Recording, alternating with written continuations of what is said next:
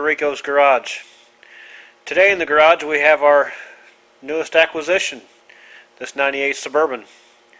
It's a pretty clean little unit overall, but she needs a few little things, and I've already done some of it. But I figured I'd bring you in on what we're going to do out back, which has to do with wiring that for some reason most people get totally freaked out about, but it's not that big a deal to me. Maybe I can teach you a thing or two. But before we get to that, let's take a little look at the girl and let you know what we got and what we've fixed so far, and then we'll get started on the back. She's up on the lift right now. It's a 98 half-ton two-wheel drive Suburban. She's not in bad shape at all. These two-wheel drive Chevys are actually pretty good. The four-wheel drives love to eat, you know, idler arm, pitman arm, ball joints, whatnot. Generally a two-wheel drive, though they still have their problems, generally a two-wheel drive will be a little easier on front end parts. This front end is tight. But this truck came from the University of Illinois, so I believe it was maintained pretty well. We had a little bit of a coolant leak, as you can see, the residual from here, which, as it turns out, all it was that stupid quick connect up there up top, which we replaced, and we're hoping that was just the problem. In case it's not,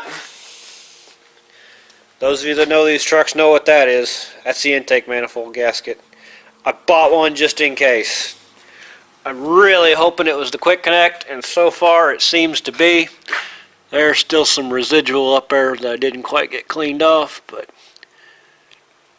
we're going to drive it and see what it does. You know, it's got a few, the power steering's seeping a little bit, the belt squeaks a little bit, but it's got 153,000 on it. So we're going to let it ride till it gets worse. Little oil seeping, but not enough to get too concerned with. So like I say, we fixed that coolant leak.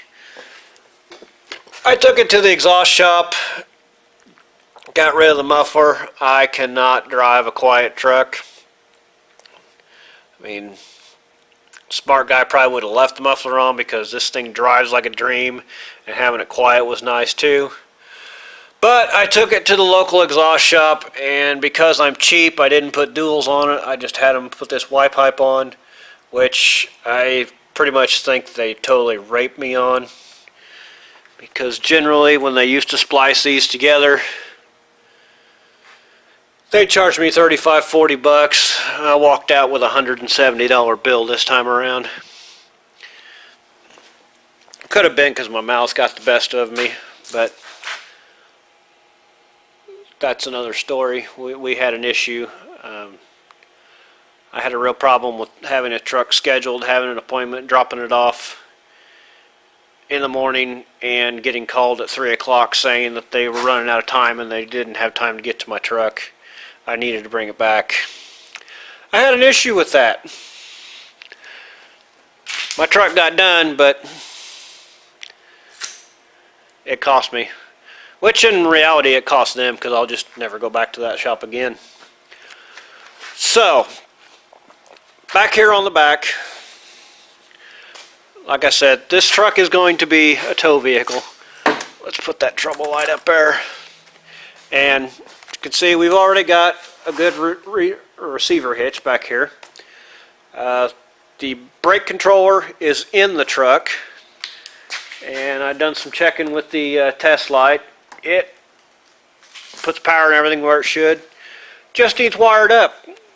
The blue wire is still here, and I stripped all the insulation off. This is way too long.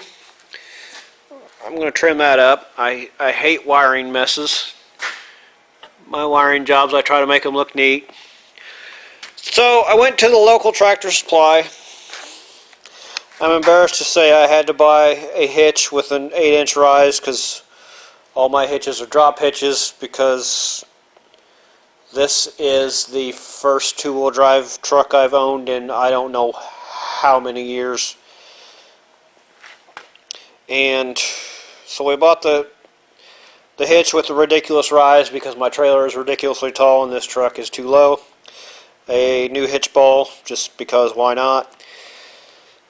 The 7-prong RV connector that we're going to need, and a mounting bracket. Luckily now we have a Tractor Supply down the road, whereas before we didn't, and you either had to drive the next town over 15 or so miles, or you had to wait. So luckily today we got all this stuff we can get hooked up on here. I'm going to mount that mounting bracket. It looks like at one time we had one mounted here, so we'll just use their holes. I'm going to clean up this wiring, run the brake wire to it, put my drop hitch in, drop this baby down, and if we have time and nothing interrupts us, we're going to see how this baby tows. So wiring is not difficult. You can see here, even though it's a 7-prong connector, we don't use all 7.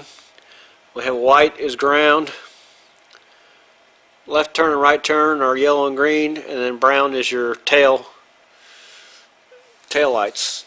That's it. Your brake lights run through your turn, so your yellow and green will work your left and right brake light and your left and right turn light.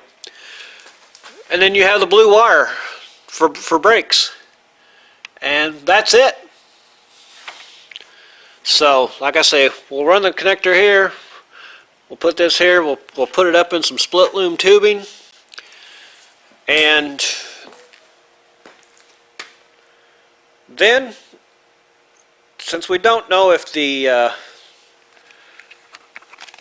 YJ buggy even runs or not, and I don't really have time to mess with that today, we might take Mama's JK and put it on the trailer and go test this baby out.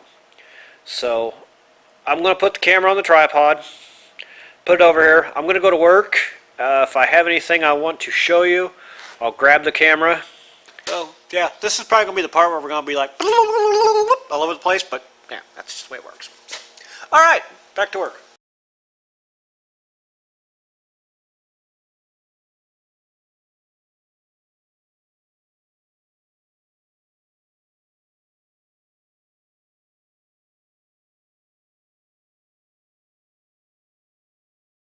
Okay, so here's one thing I figured I'd stop and tell you. People say there's no color code on trailer wiring. They're wrong. There is a trailer code. Trailer code? Really? There is a color code.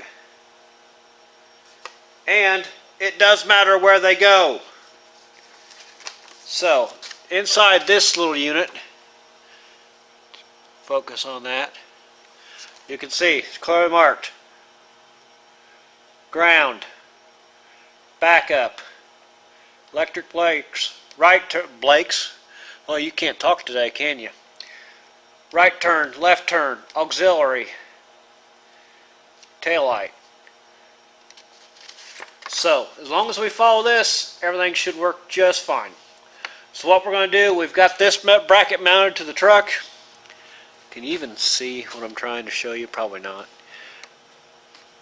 We're going to mount, we got this mounted in the truck, we're going to mount this plastic piece, then we're going to feed the wiring through, hook it up where it goes, put it all together, and go hook it to the trailer and see how it works. But I just wanted to tell you, it does matter where the wires go. There is a color code. Put the right wire on the right terminal. If you don't, when you go to borrow somebody's trailer, you spend the night underneath of it with side cuts and tape and monkey jacking around with wires trying to get it where it goes. Wire it right the first time and be done with it. And if you wire it this way, and you hook up somebody else's trailer and it doesn't work, their trailer is wrong. Wire it this way, and then that's it. This is the code. Not the way Billy Bob Joe Ray Bob does it. This is right. Wire it this way. You can pull any trailer you want. You can go to U-Haul, Tractor Supply, buy a brand new trailer off the lot. It'll work. Just because your Uncle Joe Bob's trailer doesn't work wired like this, it's because Joe Bob's an idiot. And of course, they don't give us any screws to mount it with. People always ask, why do you keep so much hardware in stock? Why do you need a bolt bin? Why do you need all those cabinets with screws? This is why. Because you spend the money on a proper plug, you spend the money on a bracket, and you don't get jacked with it. You don't get jacked. Luckily, I'm a pack rat, and I save everything.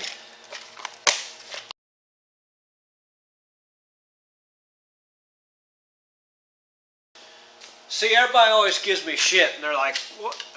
You're ridiculous. You don't know when to stop. You keep all this stuff around. You keep all this junk. Why didn't you just throw it out? Well, why do you keep all your miscellaneous screws? Why do you keep all this loose stuff?"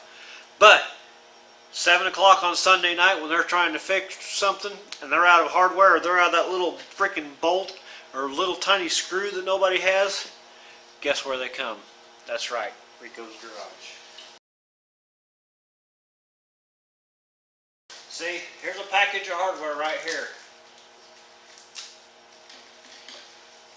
Somebody probably said, just throw that away. You're never going to need it.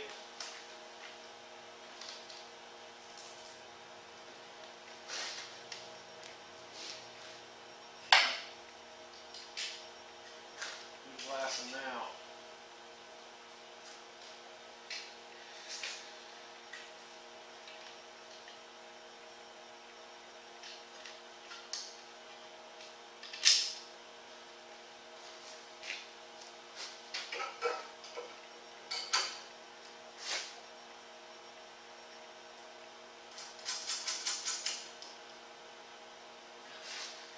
So a lot of people have been asking, you know, why haven't you been making any videos? Where you been? And I was at my daughter's dance competition last night. They're like, hey, we ain't seen anything of Rico. Where's RICO'S Garage? Well, I'm just as busy as everybody else. Maybe a tad bit busier. And a video on Rico spends all day Saturday at the dance competition, trust me, will not generate any subscribers. Nobody wants to watch that.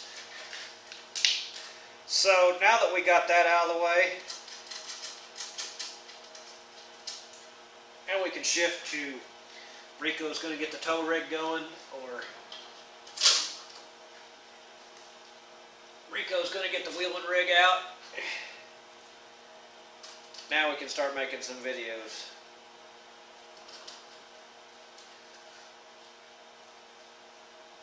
I was really going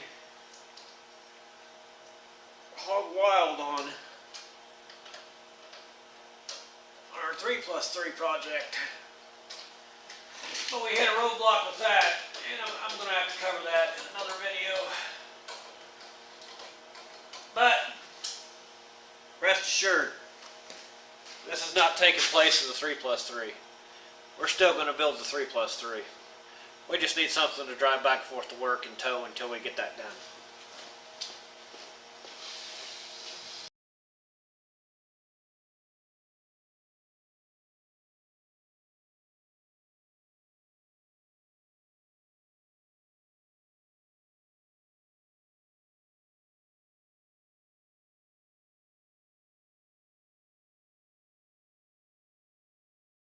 If you're going to do any kind of wiring at all, do yourself a favor, get some automatic strippers.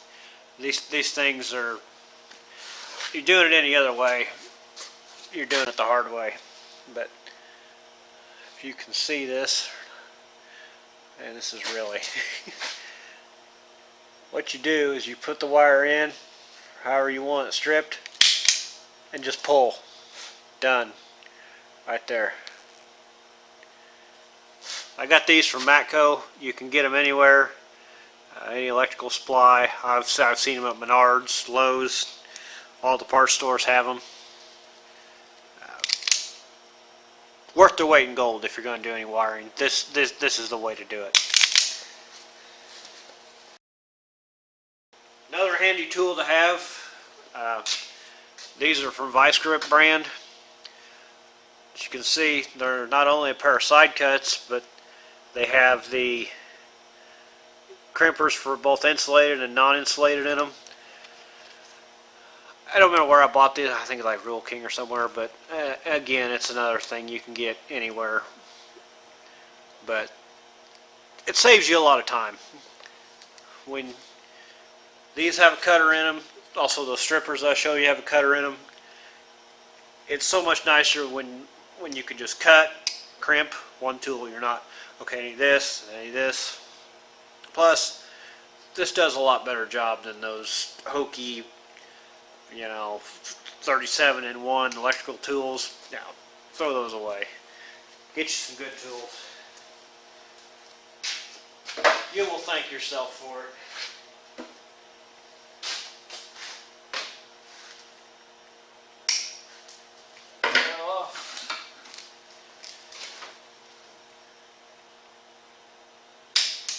Strip.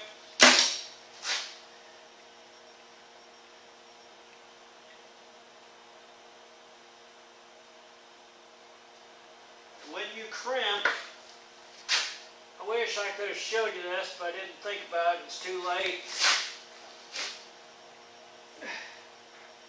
When you crimp the plastic style butt connectors and you do a splice and you crimp on this side and then you crimp on the other side, make sure your crimps go the same direction.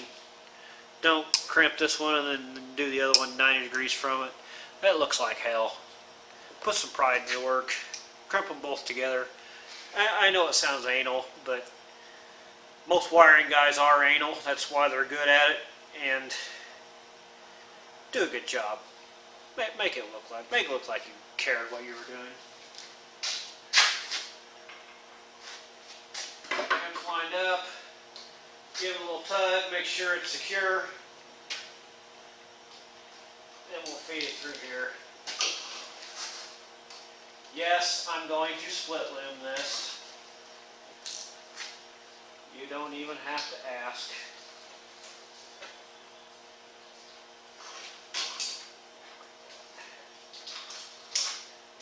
I drive people nuts when I wire stuff. I'll run it through one way, not like it. Run through again. Always pull out more than you think you need. You can always cut it off rather than being too short. Okay, we like that.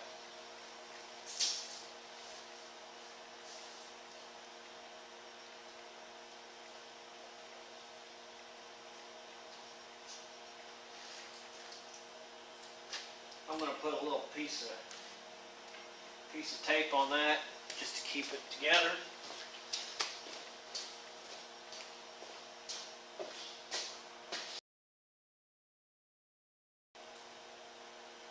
I used to do just like everybody else when I first got into this game, and I would just pull the electrical tape and snap it off.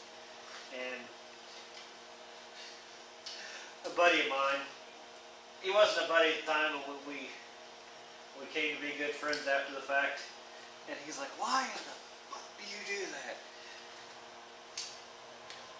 Every time after I go to use the electrical tape, after you've had it, it's all spread out to hell. And it was just one of those things that just makes it look like you put more pride in your work. Okay. When we go to check this,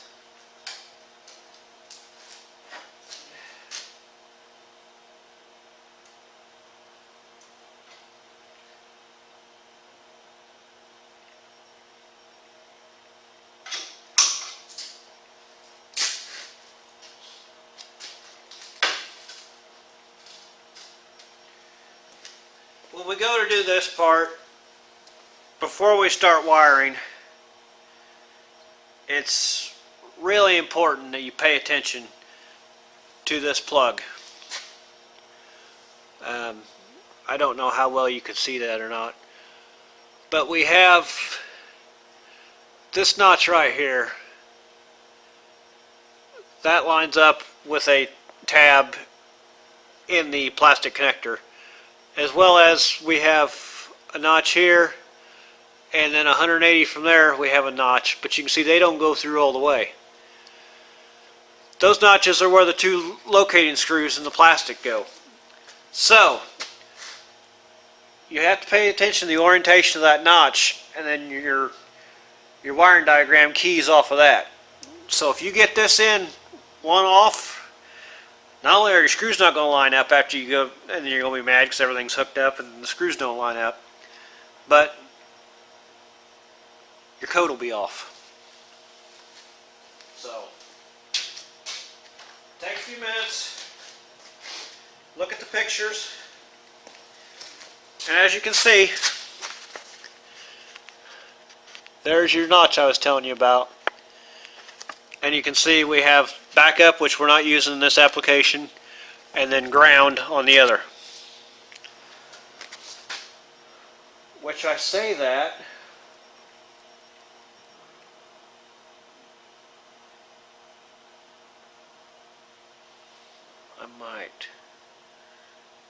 I don't know. I could. That's what that green wire's for. That green wire that's hanging there loose. Just had an epiphany. That's what this is for. This is your backup wire. My trailer doesn't have backup lights, but I seem to remember that when I wired that trailer and the junction box and everything, I believe I made it to where I could have backup lights one day. So, yeah. I'm putting backup lights on this. Sometimes you gotta think on the fly.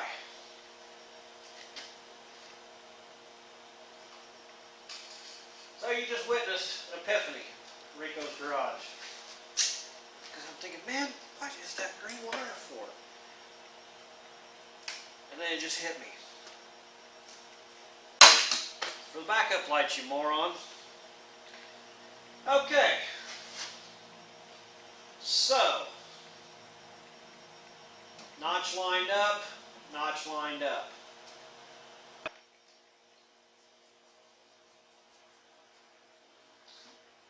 Backup goes in the center. I said it wrong. I wasn't paying attention to the diagram. Backup goes in the center. Backup in the center.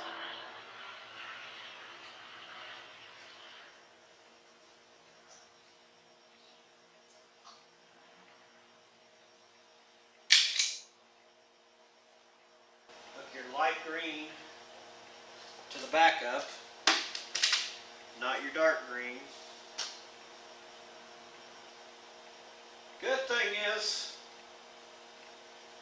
they also marked the plug.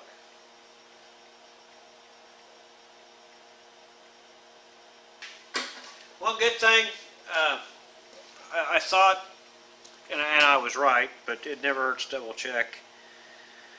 Luckily, this 4 flat was marked, and like I say, I was pretty confident I was right, but it never hurts to double check, and I've gotten it written down here somewhere anyway. But the color code I was speaking of earlier, I guess I never mentioned that, so now would be a good time to do that. White is ground, green is right turn, yellow is left turn. In this case, brown will be your tail and marker lights. Light green is reverse. Blue is electric brakes. White is ground, as I said. I think I said that already. And if you run an auxiliary for like shore power on your camper or charging your breakaway batteries, that will be a red wire. I'm not running that on this.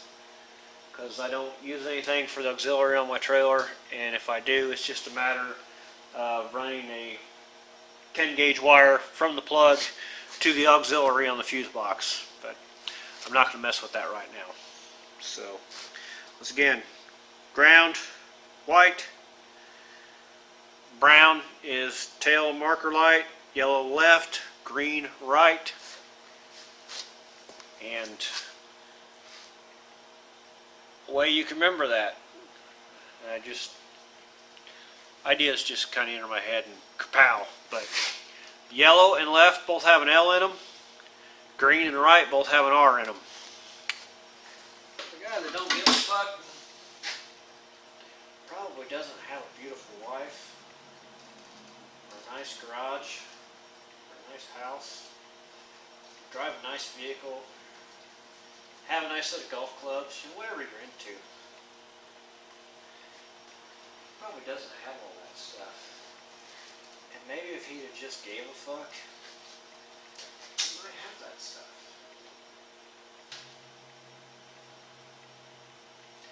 These plugs, a lot of people just like to bare the wire, back the screw off, and then jam it in there. I like to put terminals on them whenever I can. Sometimes you can't do that. For my day job, I work industrial maintenance, and they just seem to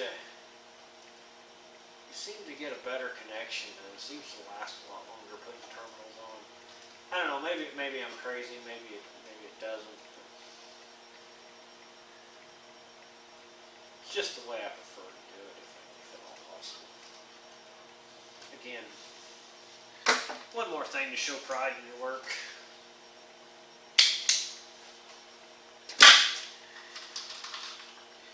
Anybody can throw shit together and say, I don't give a fuck.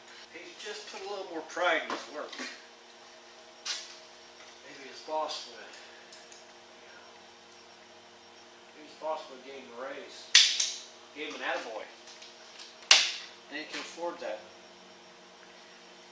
Nice house, beautiful wife, fancy golf club, whatever he's after.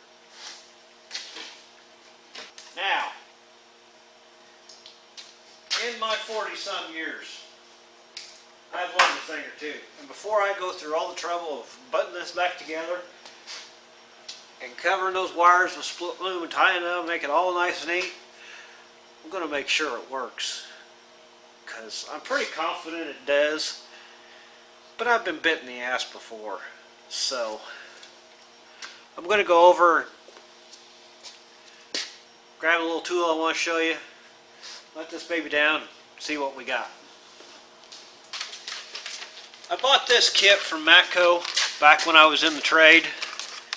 I've got it for both the 7-wire and the 4-flat, but it comes with this plug that has some LED lights in it to test the plug. I can plug it in the receptacle, operate everything, and if I got a light, we're good. If not, we get to figure out what we did wrong. Also comes with some little a little wire brush and a little terminal end to clean a nasty old plug. That's saved my butt quite a few times. See, this has a wire brush on the end and a little almost like an emery board. Get in there and clean all the gunk out of the terminals. I've had people come in off the road and their light's not working, or the cops pull them over and give them a warning ticket, and usually all it is a dirty plug. So that's made me a hero to some people quite a few times. This will plug in just like a trailer plug.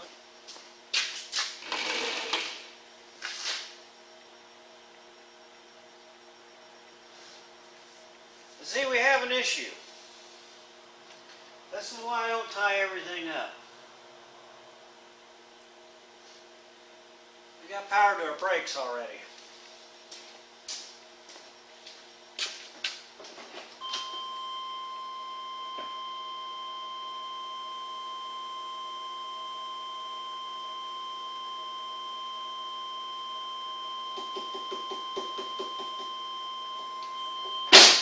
may not be that much of an issue.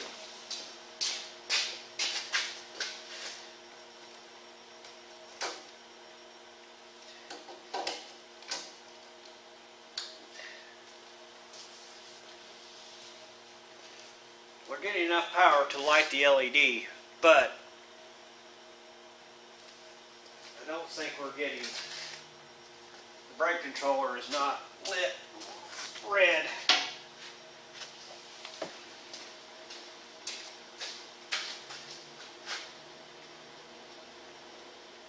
We're turning, we got markers.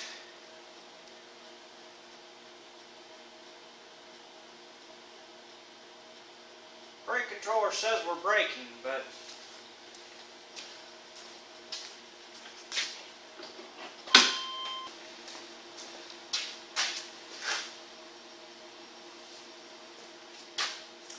okay, something's not right.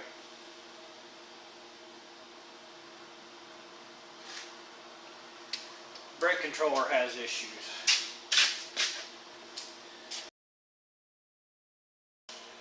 I may have figured out why the brake controller was unplugged. It may be a piece of crap.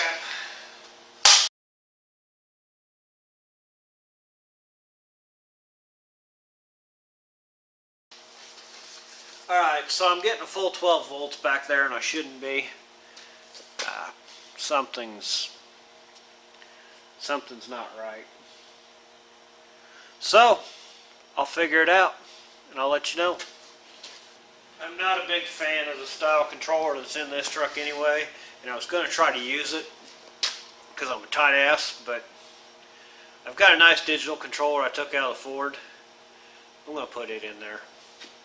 So, keep watching.